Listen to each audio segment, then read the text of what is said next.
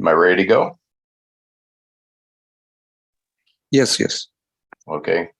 Good morning, good evening, everybody. This is an interesting experience for me. I was talking earlier about how I'd been to India a couple of times and spent some time there and got to know the people. And to me, the Indian people that I met were the kindest people I'd ever met. And I've been all over the world, and I'll explain a little bit more about that in a minute. Thank you very much for inviting me. This is, people say they don't like to speak in public. I love to tell my story because I know that it's going to help somebody else, because I'm not speaking through me. I'm speaking through what God tells me to say. And I love how you open the meeting with inviting God in. That's something in some meetings here in Ohio and across the U.S. they do, some they don't. I frankly love that part of this meeting, and I love that part of other meetings. My sobriety date is October 20th, 2012. So what that really means today, if you do the math, is I have today. I've got 24 hours, hopefully today, if God protects me from alcoholism. As we all know, it's cunning, baffling, and powerful. And if I'm sitting around in my head, I'm in a very bad neighborhood. And some people say in the U.S., that's like walking into Detroit without a gun. I am helpless. I am powerless. That's why I have to do the basics. I have to go to meetings. And that's why I enjoy doing service work. Service work has got such a broad spectrum. And it's not up to me to say you're doing enough or the right or the wrong or whatever. It's about, I have to do service today. This is about what I have to do. And I'm so grateful for what I found here, because I found here a way of life I don't have to run from anymore. As soon as my head starts to spin, and it does, all I have to do is pray, pause, and proceed, because that gets me out of my own way. It gets me out of my head, and it gets me into helping somebody else. Because as we all know, nothing ensures, provides that defense against the next drink like helping another alcoholic. I'll give you a brief history. I'm not going to do a drunkalogue. I like to focus on how life is today, because I want to make sure that somebody out there hears that there's hope here, because that's what I found. I grew up in southeastern Colorado. There's really nothing out there but, bars, gas stations, liquor stores. It doesn't really matter. There's nothing to do out there. It's a small farming community. I was raised by good people. My father taught me the values of life, straight from what the Spirit tells us. It's all about having a good heart, reaching out and helping other people. My father's somebody I admire to this day. He was not one of us. My dad, and I'll tell you, one of my first memories is in Rocky Ford around Christmas time. He would get a bottle of whiskey, and I don't know if anybody knows what it is. It's called Old Crow. That's what he drank. But by the next year, it was still half full. That never made sense to me. My daughter, I thought she was one of us. She's not. She will sit and leave half a beer when we go out to dinner or something, and that still doesn't make sense to me. So the disease is still after me. It's still chasing me. It still wants me to succumb to the disease because it wants me miserable. I hear people say the disease wants us dead. I would argue it wants us miserable first, because that way we go out and we infect our families, our friends, people we love, our children, our wives, our husbands. We affect somebody else and infect somebody else. That's what the disease wants. It's very evil. It's a lie-based disease. It will lie to you in your own voice and tell you you're okay. It does me. But I know that's not the truth today. And it's a truth-based, honesty-based program that keeps me sober today. Not just dry. I white-knuckled it a lot when I was drinking, and convinced myself I really didn't have a problem. I convinced myself that you had a problem, and these meetings are great for you. But I can also tell you I had a serious problem, and I did a lot of damage, and I hurt a lot of people.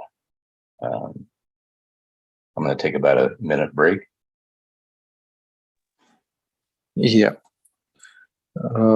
So నా పేరు Rob అండి. నేను ఒక తాగుబోతుని. నేను ఈ మీటింగ్కి ప్రారంభించే ముందే మాట్లాడుతూ ఉన్నాను. ఇండియాకి నేను చాలాసార్లు రావడం జరిగింది. సో దాని గురించి నేను ఇంకా వివరణలో మళ్ళీ చెప్తాను. అండ్ నాకు అన్నిటికంటే ఇష్టం ఇట్లా వచ్చిన నా కథ ఏముందో అది చెప్పడం నాకు చాలా ఇష్టం. ఎందుకంటే అది ఒక టైప్ ఆఫ్ సర్వీస్ అని నేను భావిస్తున్నాను. నా జీవితంలో జరిగిన అద్భుతాలని మీతో పంచుకుంటే ఎవరి జీవితంలో అయినా ఉపయోగపడితే నాకు చాలా సంతోషం. అట్లానే దేవుడు మన ద్వారా పనిచేస్తారని నేను భావిస్తున్నాను. అండ్ ఈ మీటింగ్ నాకు చాలా నచ్చింది ఏంటంటే, మనం మీటింగ్ ప్రారంభించే ముందు 2 నిమిషాలు మౌనం పాటించి ధ్యానంలో భగవంతుని ఆహ్వానిస్తాం. అది చాలా తక్కువ మీటింగ్ లో చేస్తారు. అండ్ ఈ మీటింగ్ లో చూడడం నాకు చాలా నచ్చింది. నా సొబ్రైటీ డేట్ వచ్చేసి అక్టోబర్ 20, 2012. అండ్ అది జస్ట్ చెప్పడానికి మాత్రమే. నాకు ఉన్నది ఈ 24 గంటలు ఒక్కటే. సో 24 గంటలు నన్ను భగవంతుడు నన్ను సోబర్ గా ఉంచితే నేను సోబర్ గా ఉంటానని నేను భావిస్తున్నాను. ఎందుకనంటే మన జబ్బు అనేది నిజంగానే కన్నింగ్, బాఫ్లింగ్, పవర్ఫుల్ అని బిగ్ బుక్ లో రాసినట్టే ఉంటుంది. నేను నిస్సహాయుడిని, నేను శక్తిహీనుడిని. అండ్ నేను ఏదైతే ఈ ప్రోగ్రామ్ లో చెప్తారో అది చేయనంత వరకు నా దగ్గర నా జీవితాన్ని గడుపుకునే శక్తి ఉండదు, తిరిగి తాగకుండా ఉండే శక్తి ఉండదు.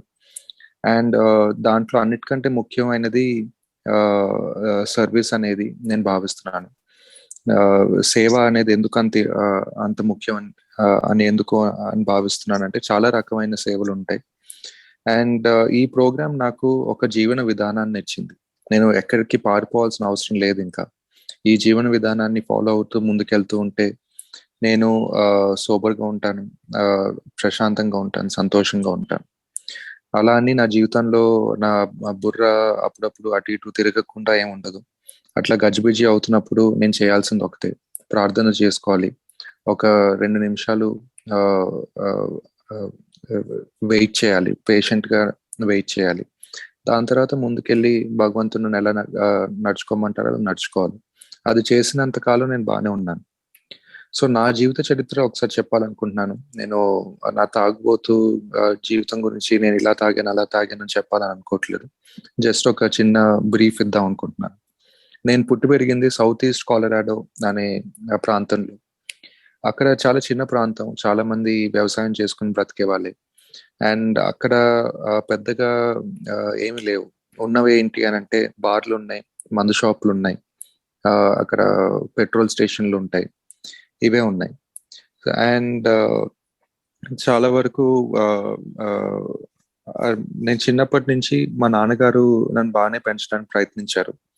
ఆయన నాకు చెప్పింది కూడా మన ఆధ్యాత్మిక సూత్రాలు ఏవైతే చెప్తాయో అవే నాకు చెప్పారు. ఒక మంచి మనసు ఉంచుకో, వేరే వాళ్ళకి సహాయపడడానికి ప్రయత్నించు, ఉపయోగపడు జీవితంలో ఎవరికైనా అని ఆయన నాకు చెప్పేవాడు. ఈ రోజుకి కూడా మా నాన్నగారు అంటే నాకు చాలా ఇష్టం. కానీ ఆయన మనలాగా ఒక తాగుబోతు అయితే కాదు. ఆయన ప్రతి సంవత్సరం క్రిస్మస్ టైంకి ఒక ఫుల్ బాటిల్ ఓల్డ్ క్రో అనే విస్కీ తెచ్చేవాళ్ళు. అండ్ తిరిగి ఇంకొక సంవత్సరం అయ్యాక మళ్ళీ క్రిస్మస్ వచ్చే టైంకి ఆ ఫుల్ బాటిల్లో సగం కూడా అయ్యేది కాదు. అండ్ అప్పుడు నాకు అసలు అర్థమయ్యేది కాదు ఈయన అసలు ఎలా ఎంజాయ్ చేస్తున్నాడని. నాకు ఒక కూతురు ఉన్నారు. నా కూతురు కూడా మనలో ఒకలాగా తాగుబోతు అయితే కాదు. సో ఆవిడ కూడా ఎప్పుడెప్పుడు బయటకు వెళ్ళినా ఒక సగం బియర్ తాగేసి వదిలేస్తుంది బియర్ని. నాకు అసలు చాలా వింతగా ఉంటుంది, నాకు అర్థమయ్యేదే కాదు అసలు అలాగా సగం బియర్ తాగి ఉండగలుగుతారని. సో అది ఈ రోజు కూడా నా జబ్బు అదే చెప్తుంది. అసలు నన్ను నేను ఎప్పుడు ఒక మామూలు వ్యక్తిని అయితే అవ్వను. నా జబ్బు నన్ను అస్తవ్యస్తం చేస్తుంది. చనిపోవడం అనేది చివరిన జరిగేది, కానీ దానికి ముందు నేను చాలా నొప్పిని ఎదుర్కోవాలి, వేరే వాళ్ళకి నొప్పిని పంచుతాను.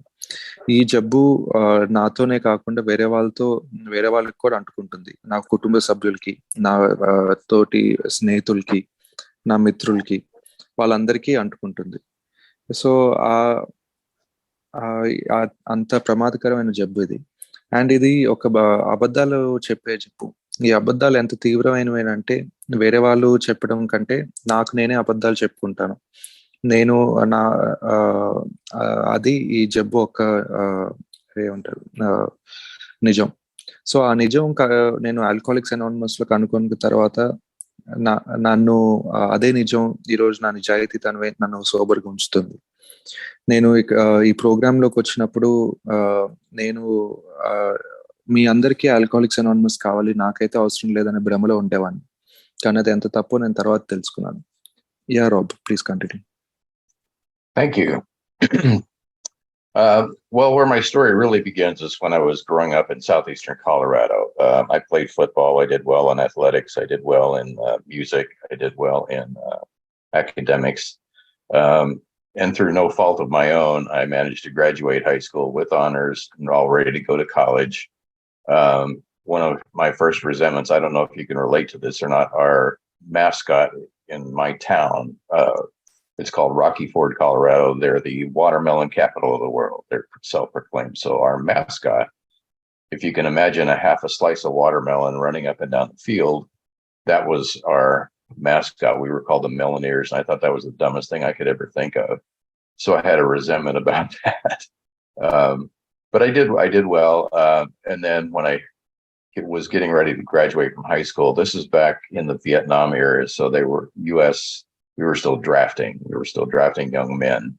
And I had a draft lottery number of 19 when I was 18 and 18 when I was 19. So the long story short is I was probably going to end up in Vietnam stomping around in rice paddies and almost ended up there anyway. But in my mind, I thought, well, I'll just join the Navy so I won't have to. So I joined the Navy and then went to school, did very well in school. They decided I would be what's called a forward observer. And a forward observer is an artillery spotter. So the enemy's not coming after the ship or the airplane dropping weapons. He's coming after me because I'm the one who's telling him where to deliver the weapons. The mortality rate was somewhere around 45% in the first 6 weeks. But I flunked out. I failed. I hesitated for a half a second to pull a trigger on a human being. It just wasn't in me. And then went on and I was tapped on the shoulder and went back to my ship. The ship I was on was an aircraft carrier. My job was to fly the airplane from the ground. I was called an air intercept controller. So this was when the Navy was going from the old Phantom, the F4, to the newer F-14 platform. And the best way they could figure to train people to control those from the ground was to put them in the cockpit. So the last 3 years I was in, I got to fly. I was in the back seat of the F4s and the F-14s both. And I can't tell you how much fun that was. That's still something that gives me the willies because I still enjoy flying and I think about that. But what I started doing there, the pilot I flew with drank, and he drank like I drank. I learned from him how to hide the disease, how to play the game, all of that, all the things we do to protect the disease. And when I got out, and eventually when I got sober, this is just a story I'll tell you. When they decommissioned the Kennedy, there was a decommissioning party, and my pilot, Pat, still one of the best men I've ever met. He said, "How you look different," and he looked different. He was in a wheelchair. He was getting ready to die, and he asked me, "You look different," and I said, "Yeah, I got sober in October." He said, "How did you do it?" And I explained it to him what AA was. I mean, it was just a brief thing. He said, "I just can't let it go." He couldn't let go of what we know now as PTSD. And alcoholism, and he was trying to treat them both at the same time, and it killed him. And I still would give anything if I could have spent more time with this man and maybe helped him, but I didn't get a chance to. And I heard about 6 weeks later that he passed away. So what I learned in the Navy was to hide it: indifference, fear, anger, how to deal with all those things through alcohol, despair, lonely, all those things. If you got what I got, if you got bitten by the same disease I have, you know exactly what I'm talking about. Waking up in the morning with your hair on fire, your eyes are so sore and so bloody you're afraid to open them because you're going to bleed to death. So if you got what I got, you know what I'm talking about. And that's pretty much it. And that's how I drank. I drank like that for years, a lot of years. And I hurt a lot of people. I got married when I was in the Navy. And as soon as we got out, we couldn't stand each other. So we divorced. We have two beautiful children. She has since passed away. Both those kids are not in the fellowship, and they're not alcoholics, I don't believe. They're just good kids, and that's in spite of their father. And I got married again in about 7 years after she and I divorced.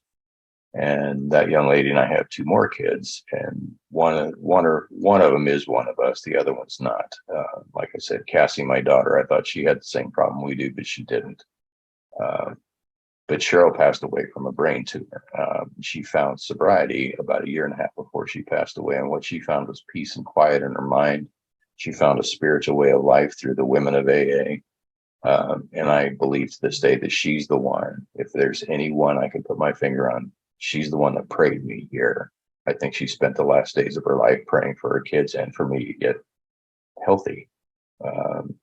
And I still am so grateful for her today. I still would love to go back and tell her how grateful I am for the time we had together. But I was not a good husband. I was not a good man. While she was sick, I was waiting for hospice. She only had a few, maybe weeks to live. But I can tell you when hospice would come in, clean her up, give her her meds, she'd go to sleep. I was up to the bar. And that's when I hear selfish and self-centered, I think my picture should be in the dictionary there. My sponsor says, you are rotten. You are rotten to the core. And I said, absolutely true. Absolutely true. My sponsor got sober in Cleveland. I currently live in the Cleveland area. And AA, as we know it today, got its foundation here in the Akron area, which is only 45 minutes up the road. And sobriety here is a lot different than what it is in other places that I've been. These guys are no holds barred. Pardon the expression, there's no BS. They take it very seriously. We have fun. We joke, we tease each other, have a great time. But I can also tell you they're very serious about sobriety. These men do stuff every single day. My home group it's called MIA, Men into Action. It meets Thursday nights at 7:30. It's big book study. And these men know the history. These men know the book. And they live, teach, and sponsor out of the book. And that's what I've learned. That's what I've learned up here. And I could not be more grateful. Could not be more grateful. My sponsor he got sober up here. Some of the men that he knew that sponsored him were sponsored by the founders of this program. And that's a blessing. And that's exactly what I needed. So I'm going to take a break and let you translate. Sure. Thank you. So నా నా చిన్నతనం నుంచి నేను అన్నిట్లో బాగా పైకి వచ్చేవాడిని. Music అవనండి, dancing అవనండి, sports లో అవనండి, అన్నిట్లో నేను బాగా చేసేవాడిని. చదువులో కూడా నేను బాగా చదువుకున్న, ఒక ఫస్ట్ క్లాస్ ఆనర్స్ లో పాస్ అయ్యాను. నాకు అన్నిటికంటే చిన్న వయసులో నాకు గుర్తున్న ద్వేష భావన దేని మీద అనంటే, మా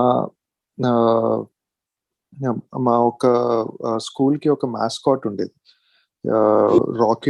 రాకీ ఫోర్ట్ కాలరాడో అనే ప్రాంతంలో వాటర్ మెలన్ ఒక ఫ్రూట్ ఒక మనకి మాస్కాట్ లాగా ఉండేది. అండ్ మమ్మల్ని అందరినీ మెలనీర్స్ అని పిలిచేవారు. సో ఇది నాకు చాలా ఏమంటారు, బుర్ర తక్కువ తనంలాగా అనిపించేది. సో అది నాకు ఉండే రీజన్ నా చిన్నప్పుడు. దాని తర్వాత నా హై స్కూల్ బయటకు వచ్చే సమయంలో యుఎస్ వియట్నాం వార్ జరిగే సమయం అది. సో అప్పుడు అందరినీ మిలిటరీ జాయిన్ అవ్వమని గవర్నమెంట్ ఆదేశించింది. నా లాటరీ నంబర్ 19. సో ఆ 19 నంబర్ చాలా దగ్గర వరకు వచ్చాను. ఇంకా వియట్నాం పంపిస్తారేమో అని అర్థమైపోయింది. కానీ నాకు వియట్నాంకి వెళ్ళడం ఇష్టం లేదు. సో నేను అక్కడ నేవీ జాయిన్ అవుతానని నేవీ జాయిన్ అయ్యాను. నేవీలో నా పొజిషన్ వచ్చేసి ఫోర్ట్ అబ్జర్వర్ అని అంటాం. ఏంటి అని అంటే, మన ఎనిమీ వాళ్ళందరూ మనల్ని అటాక్ చేస్తుంటే నేను చూడాలి వాళ్ళ విమానాలు ఎక్కడి నుంచి వస్తున్నాయి, మనల్ని ఎక్కడి నుంచి అటాక్ చేస్తున్నారు, అది నేను మా మిలిటరీ వాళ్ళకి చెప్పాలి. సో అక్కడ డెత్ రేట్ చాలా ఎక్కువ. సుమారు ఒక ఫస్ట్ 6 వారాల్లో ఒక 50% మంది వరకు చనిపోతారు ఆ పొజిషన్ తీసుకున్న వాళ్ళు. సో అలాంటి పొజిషన్ లో నేను వేయపడడం జరిగింది. కానీ దాని తర్వాత ఆ పొజిషన్ లో ఉన్నప్పుడు కూడా నాకు వేరే మనిషిని చంపే ధైర్యం ఉండేది కాదు. సో నన్ను తీసుకెళ్లి మళ్ళీ షిప్ లో పడేశారు. ఆ షిప్ లో నన్ను అక్కడ ఎయిర్ ఇంటర్సెప్ట్ కంట్రోలర్ అని ఒక ఫ్లయింగ్ మెషిన్ ఉంటుంది. సో అది నన్ను డ్రైవ్ చేయమని చెప్పారు. సో దాని తర్వాత నన్ను F4s అండ్ F14s అని మిలిటరీ వాహనాలు ఉండేవి, మన ఫ్లైట్స్ లాంటివి. సో వాటిలో నేను కో పైలట్ గా చేస్తూ ఉండేవాడిని. నా పైలట్ నేను నా చాలా తీవ్రమైన తాగుబోతులు. అండ్ అతని దగ్గర నుంచే నేను అన్ని నేర్చుకున్నాను. ఎట్లాగా మన జబ్బుని ఆ, దాచాలి, ఎట్లాగా అబద్ధాలు ఆడాలి, ఎట్లాగా తాగి ఉద్యోగం ఎట్లా చేయాలి, ఆ, ఆ, సో ఎలాగ కారణాలు ఎత్తుక్కోవాలి తాగడానికి, ఇవన్నీ అతని దగ్గర బాగా నేర్చుకున్నాను. అండ్ ఇట్లా చేసుకుంటూ ముందుకెళ్ళినప్పుడు చాలా రీసెంట్ గా ఆ, నేను పనిచేసిన air craft carrier, Kennedy air craft carrier decommission అయింది. సో రీసెంట్ గా ఒక పార్టీ జరిగింది, చాలా కొన్ని సంవత్సరాల ముందు. సో అందరినీ పిలిచి అదే కెనడీ ఎయిర్ క్రాఫ్ట్ క్యారియర్ లో పార్టీ ఇచ్చారు. సో అట్లా వెళ్ళినప్పుడు ఆ, నాతో పాటు పనిచేసిన ఒక ఆయన వీల్ చైర్ లో ఉండి ఆ, చాలా తీవ్రమైన స్థితిలో ఉన్నారు. నన్ను చూసి నీలో ఏదో తేడాగా ఉంది, ఏంటి అది అని అడుగుతూ ఉన్నారు. అప్పటికి నేను చాలా సంవత్సరాలు సోబర్గా ఉన్నాను, అప్పుడు నాకు తెలుసు. సో నాకు అర్థం అవ్వలేదు ఏం తేడాగా ఉంది అని. ఏదో తేడాగా ఉంది, అది ఏదో చెప్పలేకపోతున్నాను నీలో అని ఆయన కూడా అనేవాళ్ళు. కానీ ఆయన్ని చూస్తే నాకు చాలా బాధ అనిపించింది. ఎందుకు అని అంటే ఆ ఆ ఆ యుద్ధం ఒక ఎఫెక్ట్ ని ఆయన వదలలేకపోతూ ఉన్నారు. ఆయనకి ఆల్కహాలిజం జబ్బు కూడా ఉంది. దాంతో పాటు పిటిఎస్డి అని, పోస్ట్ ట్రామాటిక్ స్ట్రెస్ డిసార్డర్ అని, ఒక తీవ్రమైన సిచ్యువేషన్ అయినా జరిగితే దాంతో వచ్చే ఆ, సిచ్యువే ఆ, దాంతో వచ్చే ఆ, ఏమంటారు డిప్రెషన్, ఇవన్నీ ఆయనలో తీవ్రంగా కనిపిస్తూ ఉన్నాయి. నాకు ఈ రోజు కూడా అనిపిస్తుంది ఆయనతో ఎక్కువ టైం స్పెండ్ చేసి ఉండాల్సింది, ఆయనతో ఎక్కువ టైం మాట్లాడి ఉండాల్సింది, ఆయనతో ఎక్కువ టైం ఏ గురించి చెప్పి ఉండాల్సింది. సో నేను తర్వాత నాకు తెలిసిన న్యూస్ ఏంటంటే ఆయన 6 వారాల తర్వాత ఆయన మరణించడం జరిగింది. సో అది మన జబ్బు ఒక పవర్, మన ఎట్లా అయినా ఆ, కృంగపరుస్తుంది, మరణానికి దగ్గర తీసుకెళ్తుంది. అండ్ అండ్ తిరిగి ఆ సమయానికి వెళ్తే ఆ, ఇప్పుడు నేను మాట్లాడిన విషయాలు ఎవరికైనా మీలో ఎవరికైనా అర్థమై ఉంటే మీరు ఆ, మీరు నాలాంటి ఆ, మీరు నాలాంటి తాగుబోతులోనే అయి ఉండొచ్చు అని నేను భావిస్తున్నాను. ఎందుకనంటే మనలాంటి తాగుబోతులకే ఆ అబద్ధాలు ఎట్లా ఆడాలి తెలుస్తుంది. పొద్దున్న లేచినప్పుడు ఆ భయం ఏంటో తెలుస్తుంది, పొద్దున్న లేచినప్పుడు ఆ హ్యాంగ్ ఓవర్ తెలుస్తుంది, పొద్దున్న లేచినప్పుడు ఆ ఆ, ఆ, మనం ముందు రాత్రి ఏం చేసామో ఆ తప్పుల ఒత్తిడి తెలుస్తుంది. సో ఇట్లా కొనసాగుతున్నప్పుడు నేను నేవీలో ఉన్నప్పుడు నాకు పెళ్ళయింది. ఆ, నేను ఆ, ఆమెతో ఇద్దరు పిల్లల్ని కన్నాను. మా ఇద్దరికి ఎప్పుడు పడేది కాదు. సో కొన్ని సంవత్సరాల తర్వాత డైవోర్స్ కూడా అయిపోయింది. ఆ ఇద్దరు పిల్లలు దేవుడి దయతో వాళ్ళు ఆల్కహాలిక్ అవ్వలేదు. తర్వాత ఒక 7 సంవత్సరాల తర్వాత నేను మళ్ళీ పెళ్లి చేసుకోవడం జరిగింది. ఈమెతో కూడా నాకు ఇద్దరు పిల్లలు ఉన్నారు. సో ఆ, ఆ, దాంట్లో ఒక ఆమె అయితే ఆల్కహాలిక్ కాదు, ఇంకొక ఆమె ఆల్కహాలిక్. సో ఆమె బ్రెయిన్ ట్యూమర్ తో మరణించడం జరిగింది. సో ఆ, కానీ నా భార్య ఒక చేసిన ప్రార్థనలే అండ్ ఇంకొక ఆల్కహాలిక్ కూతురు ఎవరైతే ఉన్నారో ఆమె సోబ్రైటీ సాధించింది ఆల్కహాలిక్స్ అనానిమస్ ద్వారా. సో సోబర్ గా ఉంటూ చాలా మందికి సేవ చేస్తూ ఆ, ఆ, మరణించింది. కానీ వీళ్ళిద్దరి వల్లే నేను సోబర్ గా ఉన్నాను. వాళ్ళిద్దరు చేసిన ప్రార్థన వల్లే నేను ఏలోకి వచ్చానని నేను భావిస్తున్నాను. నా నా జబ్బు ఎంత తీవ్రమైందంటే ఆ, నా కుటుంబ సభ్యులు బ్రెయిన్ ట్యూమర్ తో బాధపడుతూ హాస్పిటల్లో ఉన్నా కూడా నేను సాయంత్రం వెళ్ళేసి బార్లో వెళ్ళి తాగేవాడిని. అది నా అది నా జబ్బు, అది నా స్వార్థపూరిత జీవితం, నాది నా స్వార్థ చింతన. అండ్ నా స్పాన్సర్ ని కలిసి నేను ముందుకెళ్తున్నప్పుడు ఆయన కూడా ఇదే అన్నారు, నువ్వు చాలా కుళ్ళిపోయిన మనిషివి, అది నీకు అర్థమవుతుందా అని. సో నేను ఉండే ప్రాంతం ఆ, 45 నిమిషాలు ఆక్రమ్ నుంచి. అండ్ ఇక్కడ ప్రోగ్రామ్ చాలా తీవ్రంగా చేస్తారు. ఇక్కడ సొబ్రైటీ అని అంటే చాలా ఆ, చాలా పవిత్రంగా భావిస్తారు. అండ్ నేను ఇక్కడ నా హోమ్ గ్రూప్ వచ్చేసి మెన్ ఇంటూ యాక్షన్ అనే హోమ్ గ్రూప్. అది ప్రతి గురువారం 7:30కి మీటింగ్ ఉంటుంది. అండ్ ఇక్కడ చాలా మంది బుక్ ఏం చెప్పిందో అట్లానే వాళ్ళ జీవితాన్ని నడుపుకుంటారు, అదే వేరే వాళ్ళకి పంచుతారు. అండ్ వేరే వాళ్ళని స్పాన్సర్ చేస్తారు. అండ్ బుక్ ని ఫాలో అవుతూ ముందుకెళ్తారు. అది ఇప్పుడు వరకు ఆయన చెప్పింది. Arrow Thank you very much. I'll try and cut these a little bit shorter so it makes it easier to translate. Um, so basically, I'm qualified. I used to drink a lot, and what I did after I got out of the Navy is I got into water skiing, and that was a direct result of the divorce because I just needed something new. So it took me not very long to realize I couldn't drink and ski the way I wanted to. I competed at that sport for about 35 years, got pretty good at it, but it was 6 months on, 6 months off. 6 months you're on skiing, you're not drinking. 6 months off, you're drinking, working out, working. You're doing what you need to do to compete at that level.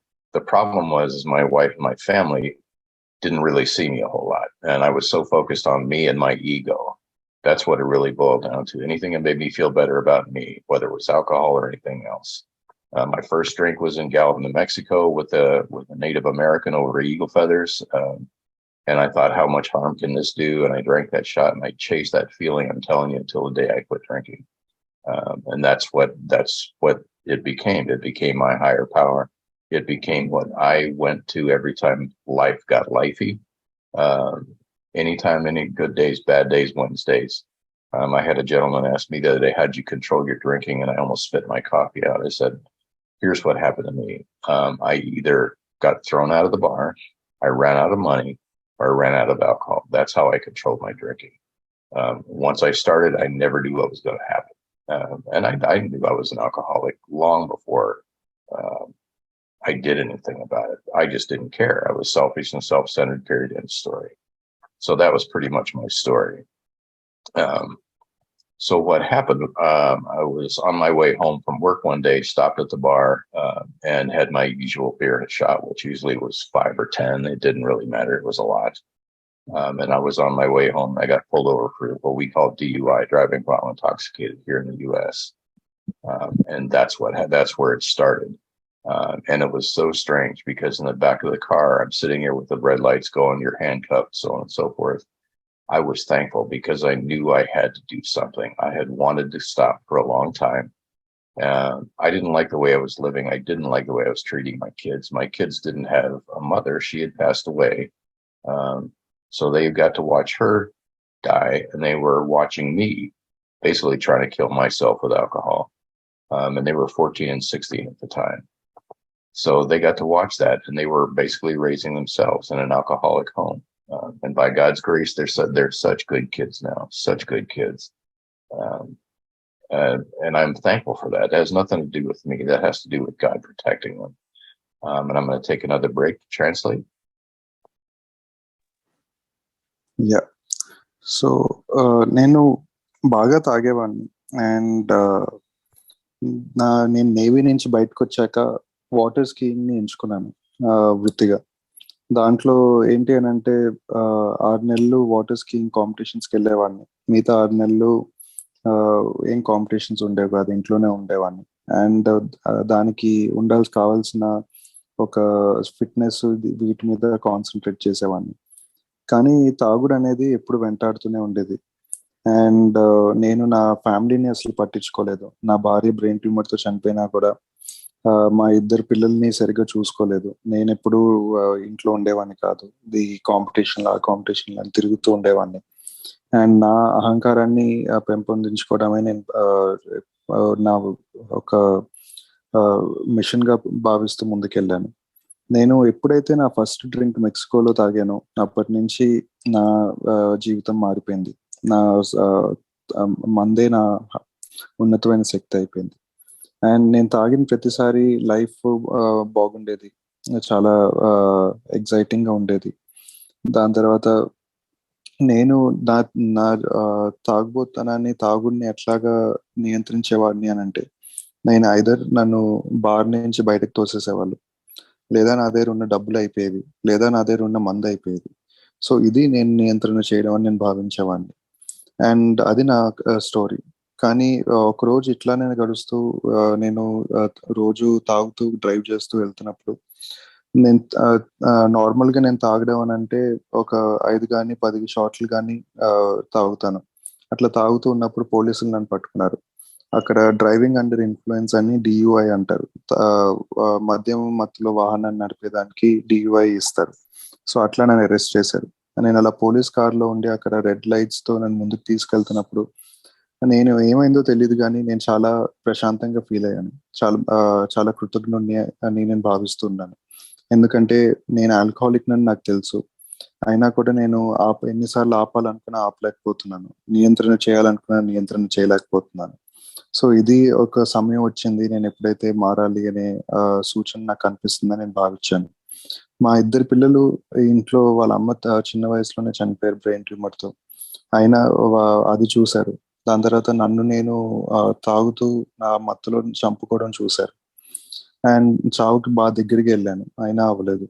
So అది అప్పుడు వాళ్ళ వయసు 14-15 ఉంటుంది.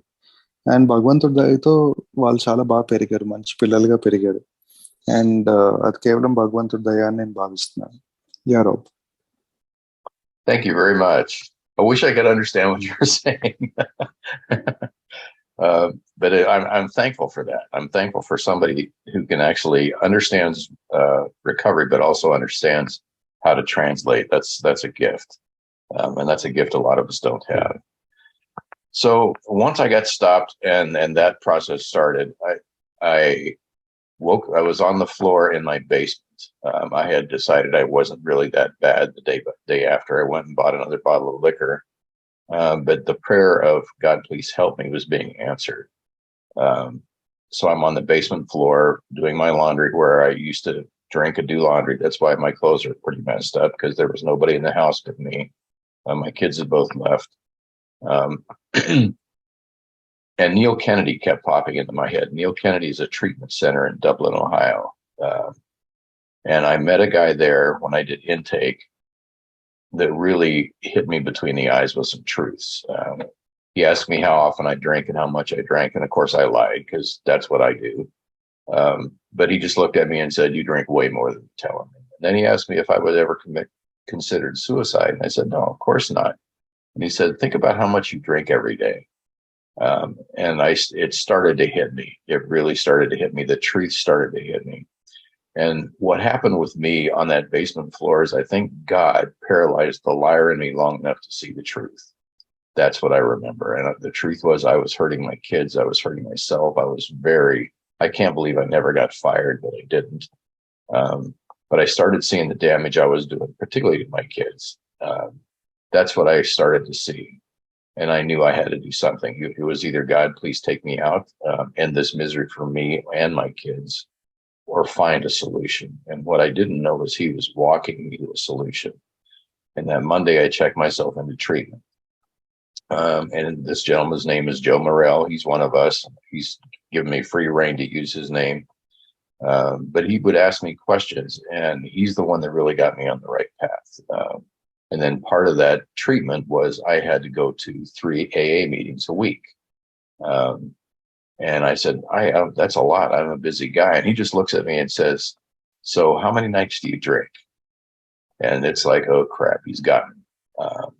And then the first time I went to a meeting, I heard a young lady's lead, and I'm sitting here thinking, she thinks the same way I do. And that's a scary thing, because now I have to say I'm an alcoholic. My name is Rob. What do I do? Please help me. And reach my hand out, and the hand of AA reached out to me that day. That group became my home group. I craved meetings after that. And I'm going to pause again for translate. Thank you. Yeah. So ఆ డియుఐ వచ్చాక నేను మళ్ళీ తిరిగి ఇంటికి వెళ్ళాను. అప్పటికి నా పిల్లలు నా దగ్గర లేరు. నేను నా ఇంటి బేస్మెంట్ లో మందు తాగుతూ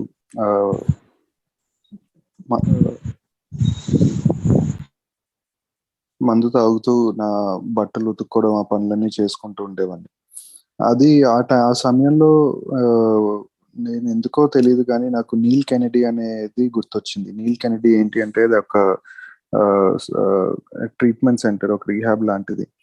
అండ్ అక్కడ ఒహాయోలో ఉండేది. నేను అక్కడ ఒక మనిషిని కలిశాను. అండ్ అతను నాకు నిజాల మీద నిజాలు చూపిస్తూ ఉన్నాను నా జీవితంలో. నేను అతను అడిగిన ప్రతి ప్రశ్నకి నువ్వు ఎంత తాగుతావునంటే నేను అబద్ధాలు చెప్తూనే ఉన్నాను. కానీ అతను నన్ను చూసి నువ్వు అబద్ధాలు చెప్తున్నావు, నువ్వు నిజంగా ఇంకా ఎక్కువనే తాగుతావు అని నన్ను నా అబద్ధాన్ని పట్టుకున్నాయి వాడు. అండ్ నన్ను ఒక విచిత్రమైన ప్రశ్న అడిగాడు, నువ్వు ఎప్పుడైనా ఆత్మహత్య చేసుకోవాలని ఆలోచించావా అని అడిగాడు.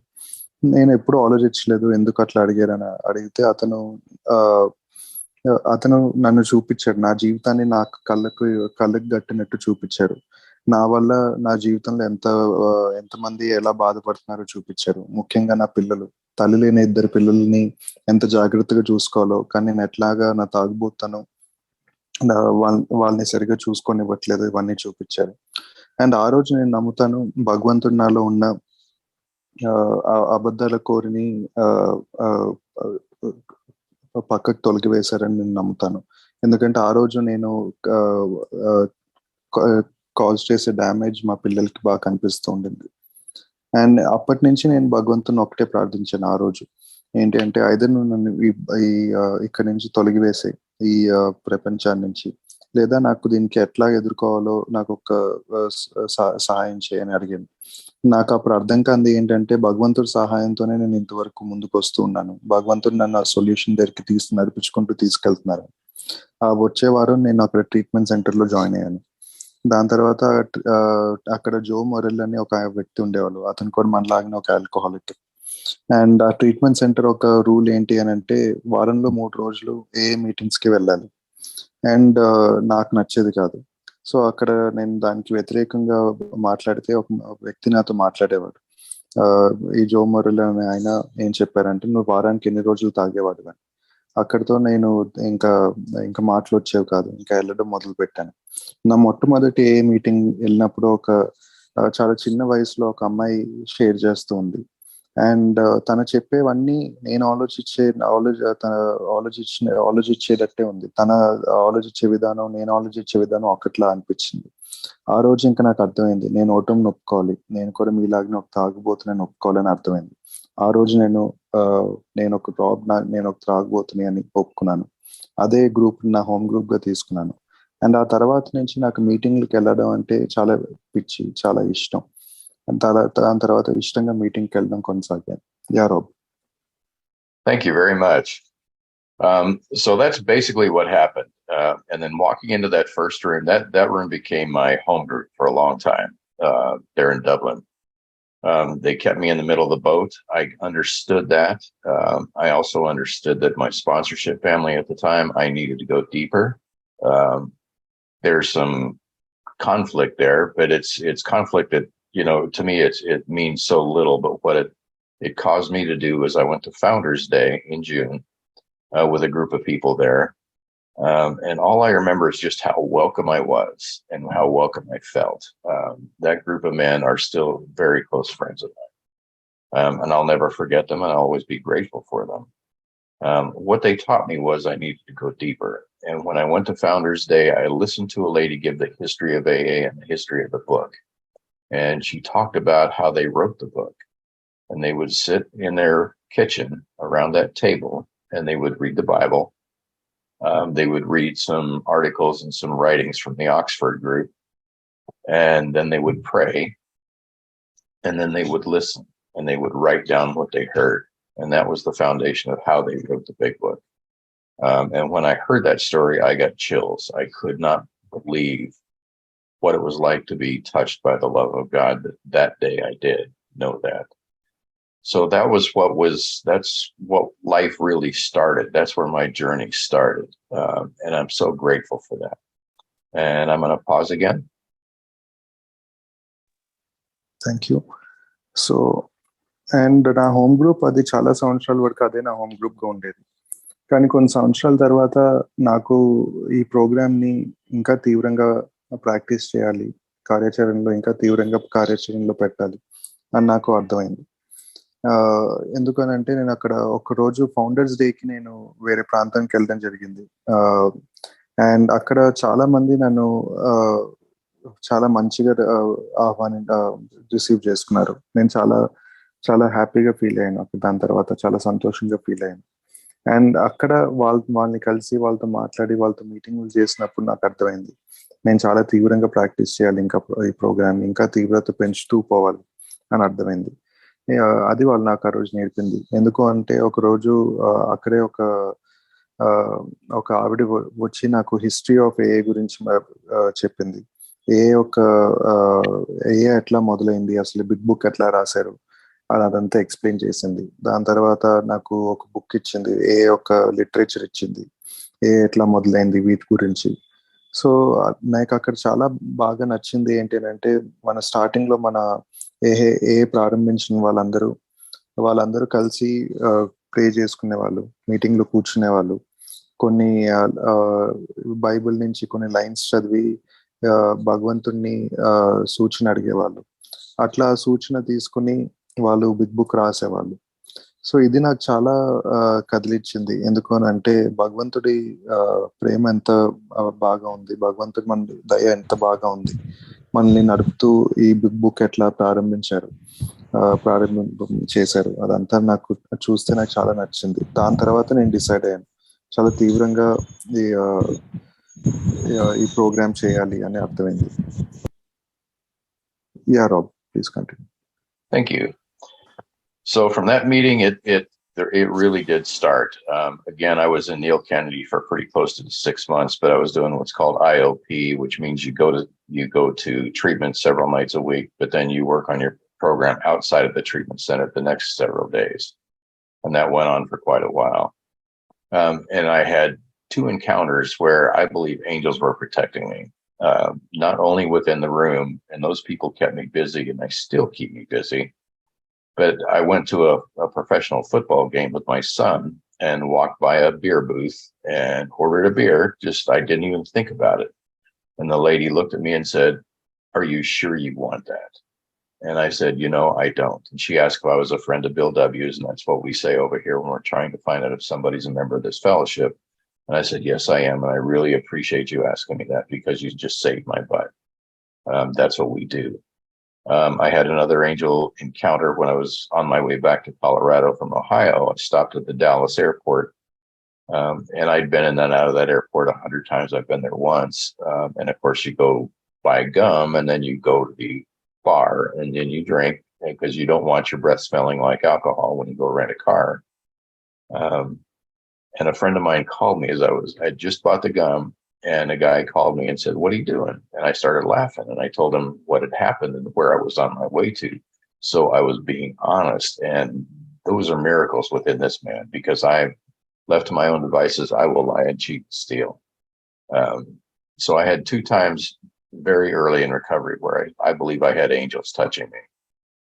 And from that point, I started to really get it. And I started really getting into the program. And then after my encounter at Founders Day, it was me saying, "Okay, I am an alcoholic. I believe it. I know what to do, and I need to follow you." That's what I needed to do. Those are the things. And when I say this is what happened, it's not a single day or a single miracle. It's a series of miracles. And today I believe that miracles are everyday occurrences here in Alcoholics Anonymous. I don't believe it's a single event. I believe they go on. I believe there's miracles going on right now that I don't have any clue what's going on. Things I've asked for in prayer, asking for healing of somebody else.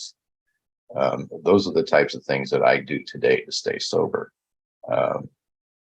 So that's basically where the trajectory of my recovery started.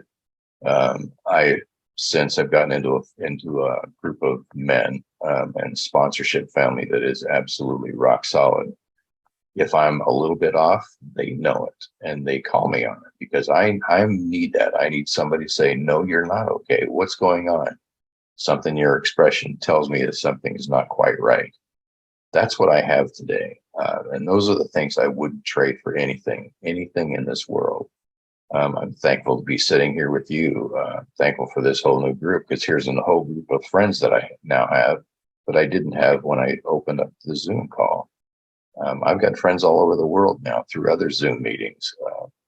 And why would I trade that for anything? But to do that, I had to get to work, and I had to understand that this isn't, God's grace got me sober. He pulled my rear end out of the fire, pulled me into this and said, "If you want to live, come with me." And it's so real. He reached his hand out. The hand of AA reaches out to me every single day. And now my job is to reach my hand out to help somebody else. That's why I'm here. That's the purpose I have in my life today. But I had to do the work. And I'm going to pause for a second. Thank you. So నేను తిరిగి founders day తర్వాత మళ్ళీ Neel Kennedy treatment సెంటర్కి వెళ్ళడం జరిగింది. అక్కడ IOP అనే programme, అంటే కొన్ని రోజులు మాత్రమే ఆ ట్రీట్మెంట్ సెంటర్కి వెళ్ళాలి, మిగతా రోజులంతా నేను బయటకు వెళ్ళి ఆ ప్రోగ్రామ్ నా ప్రాక్టీస్ చేసుకోవచ్చు. సో అట్లాంటి ప్రోగ్రాంలో ఉన్నాను అప్పుడు. కానీ ఇట్లా ఎర్లీ సోబ్రైటీలో చాలా ఎర్లీ సోబ్రైటీలో ఉన్నప్పుడు నాకు రెండు అద్భుతాలు జరిగినాయి. అండ్ అది రెండు అద్భుతాలు దేవుని పంపించిన దూతలని నేను భావిస్తాను. ఎందుకు అంటే ఒక అద్భుతం ఏంటి అని అంటే, నేను మా కొడుకుతో ఒక ఫుట్బాల్ గేమ్కి వెళ్ళాను. అక్కడికి వెళ్ళినప్పుడు ఏమైందో ఏంటో తెలియదు, కానీ నేను అక్కడికి బియర్ ఉండింది, బియర్ కనిపించింది. అక్కడికి వెళ్ళి బియర్ కూడా ఆర్డర్ చేస్తాను. ఎవరైతే నాకు బియర్ సర్వ్ చేస్తున్నారో ఆవిడ నన్ను, మీకు నిజంగా తాగాలనుకుంటున్నారా అని అడిగింది. నాకు ఇంకా ఇమీడియట్ గా నేను వద్దు అని చెప్పేశాను. ఆవిడ అప్పుడు చెప్పింది, మేము అందరం ఇక్కడ బిల్డబ్ల్యూ వాళ్ళ ఫ్రెండ్స్, సో ఎవరైతే రికవరీలో ఉంటారో వాళ్ళ రికవరీ బాగుండాలని మేము కోరుకుంటాం, అందుకే ఆ ప్రశ్న అడిగానని చెప్పింది. ఆ రోజు ఆవిడ అలా అడగపోయి ఉంటే నేను తాగేవాడిని. సో దాని భగవంతుడు నన్ను ఎప్పుడు కాపాడుతూనే ఉంటున్నాడు. ఇంకొక విషయం ఏంటి అంటే, డాలస్ ఎయిర్పోర్ట్ కి ఒహాయో నుంచి నేను డాలస్కి వెళ్తూ ఉన్నాను. డాలస్ ఎయిర్పోర్ట్ లో ఏం చేస్తాం, జనరల్ గా బయటకు వచ్చే ముందు బబుల్ గమ్ కొనుక్కుంటాం. బబుల్ గమ్ కొనుక్కుని అక్కడికి వెళ్ళి కొంచెం మందు తాగేసి బయటకు వెళ్ళి బబుల్ గమ్ వేసుకుని మందు వాసన రాకుండా ఒక కారు తీసుకుని వెళ్ళిపోతాం ఊర్లోకి. సో అట్లానే ఆ అలవాటు చెప్పునే నేను వెళ్ళి బబుల్ గమ్ కొనుక్కున్నాను. బార్ వైపు నడుచుకుంటూ వెళ్ళేటప్పుడు నాకు ఒక మిత్రుడు కాల్ చేశాడు. అండ్ ఈ మిత్రుడు నిజంగా దేవుడు పంపించిన దూతనే భావిస్తాను. ఎందుకు అని అంటే, ఏం చేస్తున్నావు అని అడిగాడు. నేను అప్పుడు నిజాయితీగా చెప్పాను, నేను ఏం చేస్తున్నాను, ఇలా బబుల్ గమ్ కొనుక్కున్నాను, నా బుర్రలో ఏం నడుస్తుందో తెలియదు, వెళ్ళి తాగుదామని నిర్ణయించుకున్నాను ఇట్లా అని. ఆ నిజాయితీతనమే నన్ను ఈ రోజు కాపాడింది. వేరే వ్యక్తితో నేను అది నిజాయితీగా చెప్పుకోవడమే నన్ను రోజు కాపాడింది. అండ్ ఆ రోజు నేను తాగలేదు. సో ఇట్లా ఎర్లీ రికవరీలో ఎన్నో సన్నివేశాలు జరిగినాయి, కానీ ఈ రెండు సన్నివేశాలు నాకు బాగా గుర్తున్నవి. అండ్ దీని తర్వాత ఆ ఫౌండర్స్ డేలో జరిగిన సన్నివేశాలు, నేను ఈ ప్రోగ్రామ్ ఎంత తీవ్రంగా ప్రాక్టీస్ చేయాలని అర్థమైంది. సో నేను అందుకే ఆల్కహాలిక్స్ అనానిమస్ ని ఫాలో అవుతాను, ఆల్కహాలిక్స్ అనానిమస్ ప్రోగ్రామ్ ని ఫాలో అవుతాను, మీ అందరినీ ఫాలో అవుతాను. అండ్ నేను ఒక్క చిన్న విషయం జరిగిందా నా జీవితంలో, ఒక చిన్న విషయం అద్భుతమా, ఒకటే విషయం అద్భుతమా, నేను తాగకుండా ఉండటం అద్భుతం అని చెప్పను. ఎందుకంటే నేను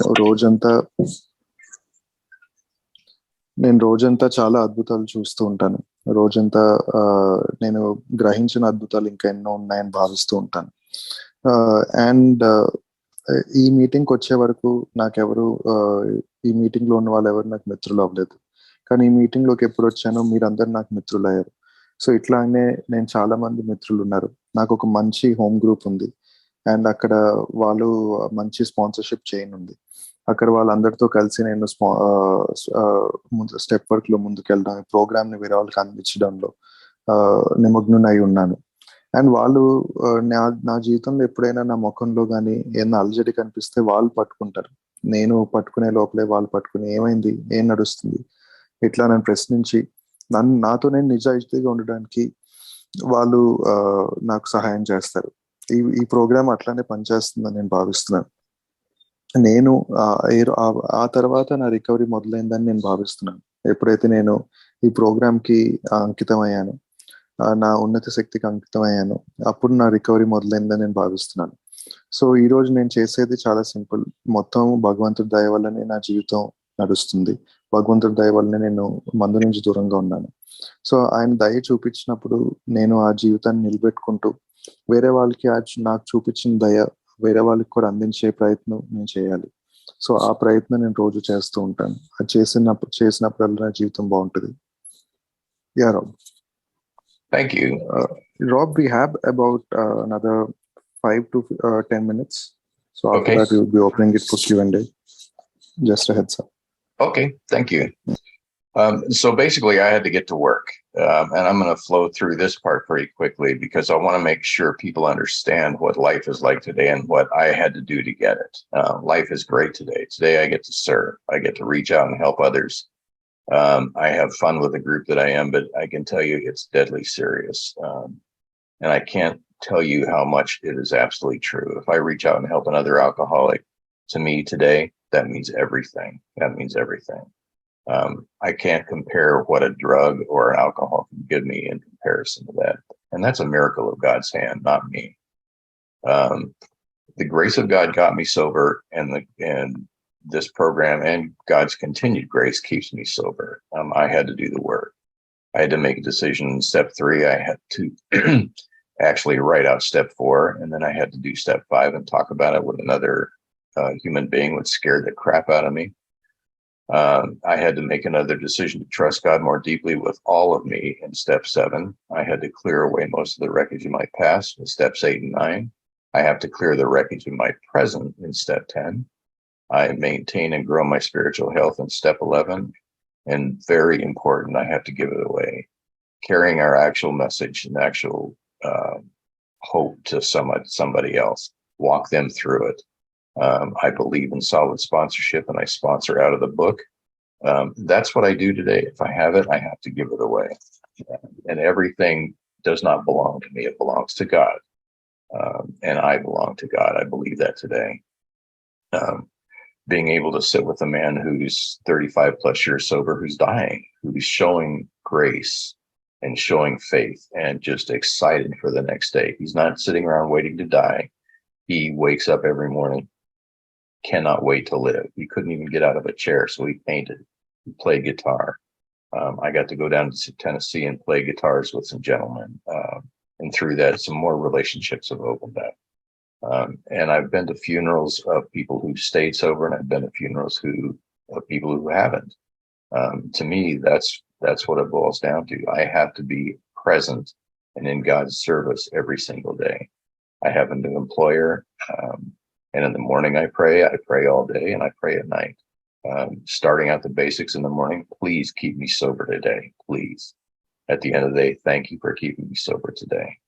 I'm a very grateful alcoholic. I'm not grateful I am an alcoholic. I'm grateful for the membership and fellowship of Alcoholics Anonymous. That's what my life is like today. I'm remarried. We have between us, we have 5 kids. No, I'm sorry, 7 kids and 9 grandkids. And I couldn't be more grateful for that. All of my kids, they're just great people. They're great people. And I'm thankful for that. And I know that has nothing to do with me. And I can't tell you how grateful I am. I'm grateful to be sitting here speaking to you. And thank you so much. With that, I think I'm going to pass.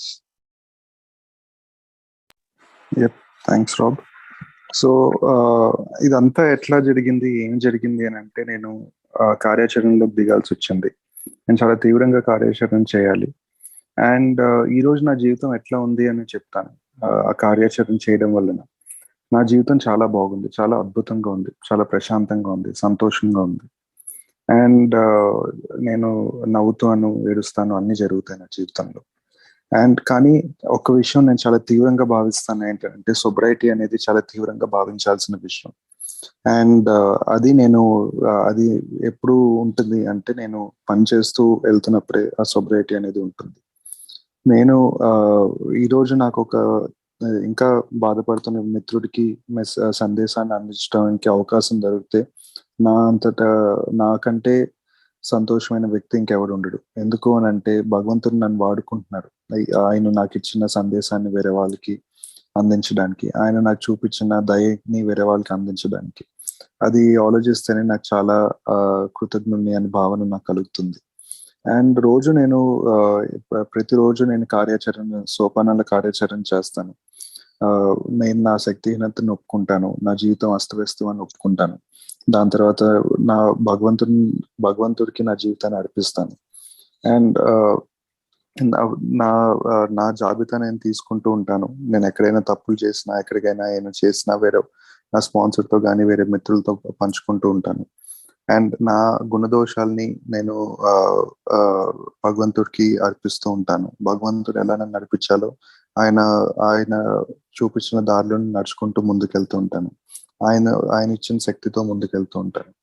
And ఎక్కడైతే తప్పులు చేశానో వాటికి amends చేస్తాను. అదే 8 ఇంకా 9 సోపానాలు. And రోజువారీగా నేను జాబితా తీసుకుంటూ ఉంటాను. అదే 10వ సోపానం. అండ్ ఈ భగవంతుడు ఈ ఉన్నత శక్తిని పొందినందువలన ఈ ప్రోగ్రామ్ చేస్తూ ఆ ఉన్నత శక్తితో ఆ అనుబంధాన్ని పెంపొందించుకోవడానికి ప్రయత్నిస్తూ ఉంటాను. అండ్ లాస్ట్ ఆఖరి 12వ సోపానం వచ్చేసరికి 11వ సోపానం వచ్చేసరికి ఈ ప్రోగ్రామ్ ఒక ఫలితంగా నేను ఏవైతే పొందానో అది నా జీవితం మొత్తంలో వ్యక్తపరుచుకుంటూ వేరే వాళ్ళకి అందించడానికి నేను సహాయపడడానికి ప్రయత్నిస్తూ ఉంటాను. నేను నా స్పాన్సర్ చేపట్టుకుని నా చేయి పట్టుకుని నా స్పాన్సర్స్ నడుచుకుంటూ ముందుకెళ్తూ ఉంటాం. అందరం అట్లా నడుచుకుంటూ వేరే వాళ్ళకి అందిస్తూ ఈ ప్రోగ్రామ్తో ముందుకెళ్తూ ఉంటాం. ఎందుకనంటే ఇది భగవంతుడు ఇచ్చిన ప్రోగ్రామ్ అని భావిస్తాను. ఈరోజు ఈ భగవంతుడు నాకు ఈ సోబర్ జీవితాన్ని ఇచ్చాడని భావిస్తాను. అండ్ భగవంతుడు నాకు ఇచ్చింది నాది కాదు, సో నేను వేరే వాళ్ళకి పంచిపెట్టాలి. సో అదే భావంతో నేను వేరే వాళ్ళకి పంచిపెట్టే దానికి నేను తీవ్రమైన ప్రయత్నం చేస్తూ ఉంటాను. నేను భగవంతుడికి చెందిన వాడిని. అండ్ నా నా నా స్పాన్సర్షిప్ నా స్పాన్సర్స్ కో-స్పాన్సర్స్ వాటిలో ఒక 35 సంవత్సరాల సోబర్ ముసలాయన ఉన్నారు. ఆయన చనిపోతూ కూడా ఆయన డెత్ బెడ్ మీద కూర్చుని వేరే వాళ్ళకి ప్రోగ్రామ్ అందించడానికి ప్రయత్నం చేస్తూ ఉంటారు.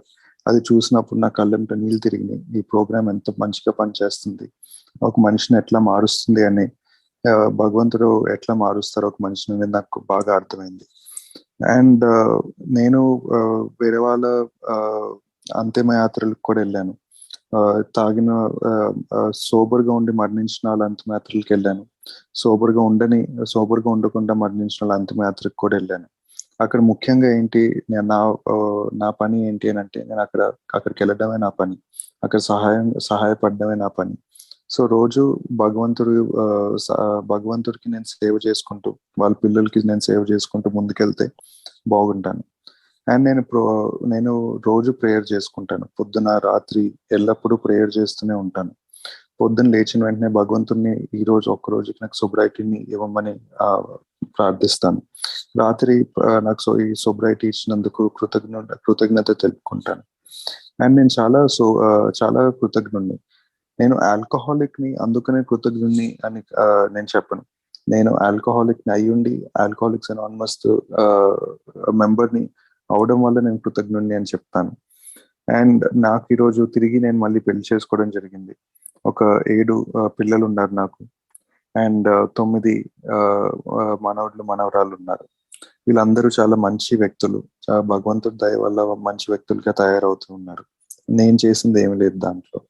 అండ్ భగవంతుడు నాకు ఇస్తూనే ఉన్నారు. నేను మంచి జీవితాన్ని ఇచ్చారు, సోబర్ జీవితాన్ని ఇచ్చారు, మంచి ఫ్యామిలీని ఇచ్చారు, మంచి పిల్లల్ని ఇచ్చారు.